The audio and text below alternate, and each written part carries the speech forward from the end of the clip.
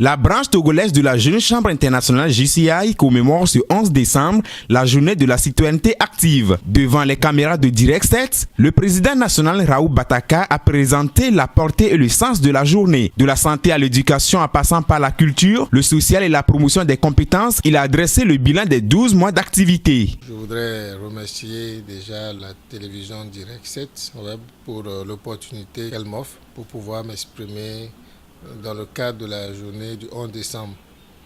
Alors, à la JCI, la journée du 11 décembre est la journée de la citoyenneté active. Vous n'êtes pas sans savoir que la JCI a pour mission d'offrir aux jeunes des opportunités de développement en leur donnant la capacité de créer des changements positifs afin de pouvoir impacter leur communauté. Et donc, pour impacter nos communautés, nous avons un cadre qu'on appelle le cadre JCI du citoyen actif, qui nous permet d'abord d'identifier les différents besoins de la communauté. Donc nous allons chercher les ressources auprès, on va dire, des partenaires qui peuvent être l'État, les collectivités, les entreprises et la société civile. Donc nous réalisons donc les projets, nous les évaluons et nous faisons le suivi de ces projets. Et quand un projet est accompli, nous amenons la communauté à prendre en charge ce projet-là afin qu'elle puisse continuer l'impact. Donc nous allons vers d'autres besoins, dans la mesure où nous avons 17 axes qui constituent le développement durable. Donc vous voyez autant de projets que la JCI peut réaliser, ne serait-ce que sur un seul axe par année.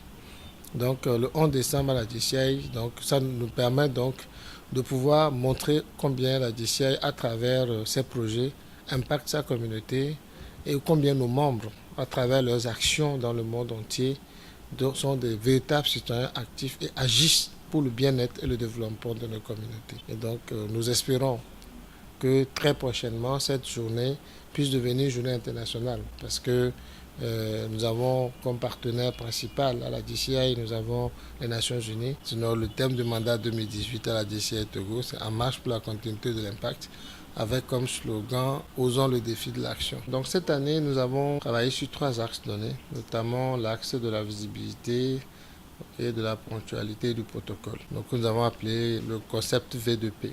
Alors sur l'aspect visibilité, nous avons travaillé à donc permettre à la JCI Togo d'être plus visible, déjà à travers notre siège national.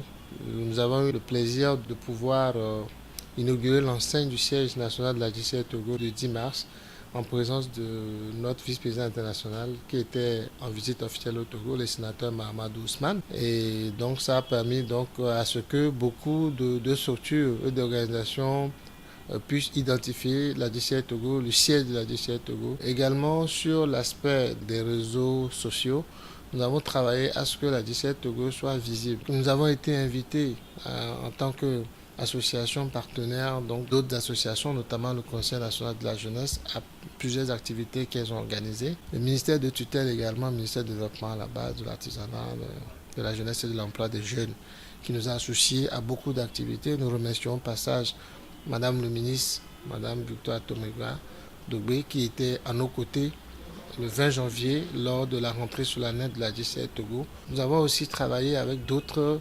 associations partenaires, notamment la NASAP qui nous a accompagnés sur le projet du 15 septembre. Nous avons également travaillé avec d'autres, notamment la mairie de Lomé qui nous a moralement accompagnés. Nous ne pouvons citer que cela. Nous avons également l'axe protocole. Nous avons travaillé à ce que cette année, tous les membres puissent respecter le code de protocole de la JCI, puisqu'à la JCI, nous avons un respect du code de protocole.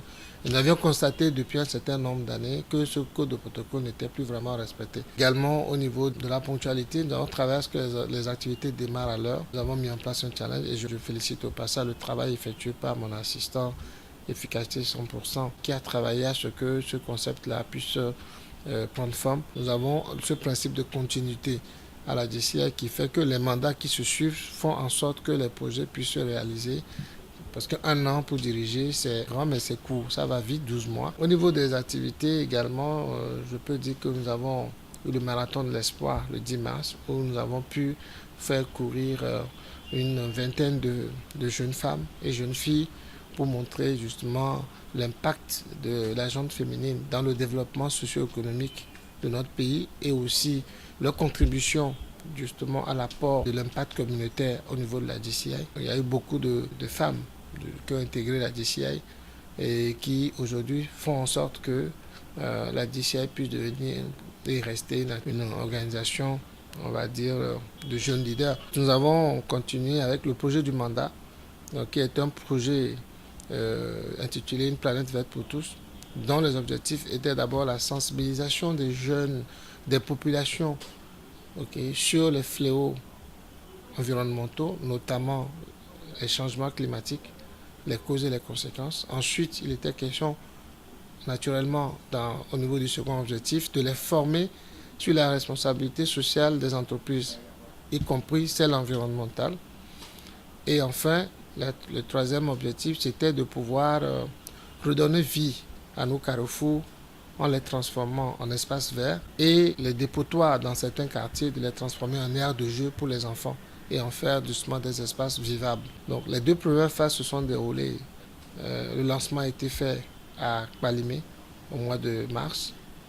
Ensuite, nous avons continué les phases d'Atakpamé, de Tchévier, à Néhor, et nous avons fait Kara. La phase de Lomé, qui est la grande phase, est toujours en préparation, d'autant plus que nous voulons la coupler avec la 3e phase, qui est donc la phase de lancement officiel de l'aménagement de la place des Martyrs, qui va être donc réaménagée avec l'appui des partenaires. Il faut dire que sur ce projet, on a eu véritablement l'appui de la NASAP, qui est l'Agence nationale de gestion de la salubrité. Nous avons également l'appui de l'ANGE, national de gestion de l'environnement, qui nous a appuyés à travers la mise à disposition de ressources humaines pour pouvoir former les jeunes sur justement les fléaux liés à l'exploitation illicite du sable marin. Quel avenir pour le Togo face à l'exploitation illicite du sable marin, que nous avons choisi comme thème pour la Convention nationale de la DCI Togo et en mois d'octobre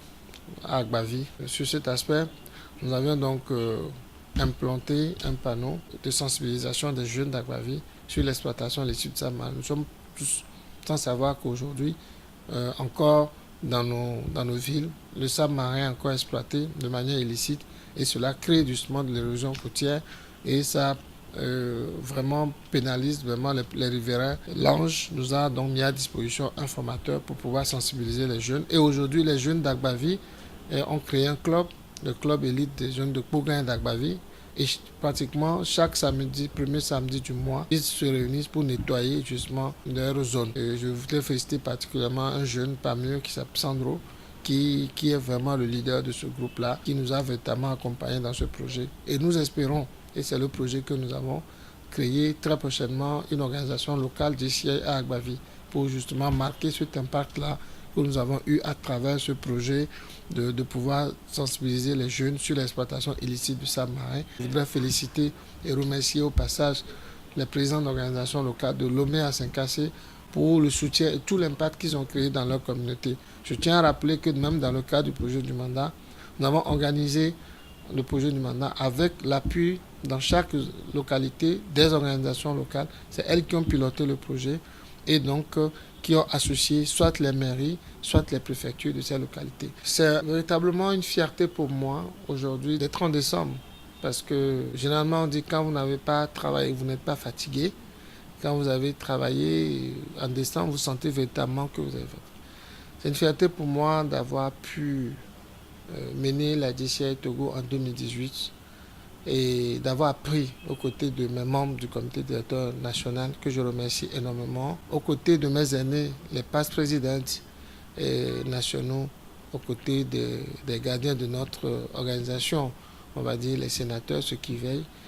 C'est un plaisir pour moi d'avoir appris de tout ça, des membres qui n'ont ménagé aucun effort pour soutenir les actions menées dans l'organisation locale.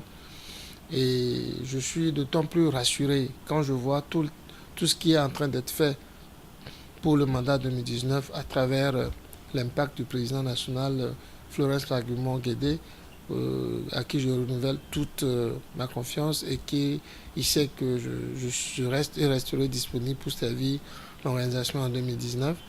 Je reste convaincu que le thème que nous avons choisi pour 2018 est un thème qui a son sens.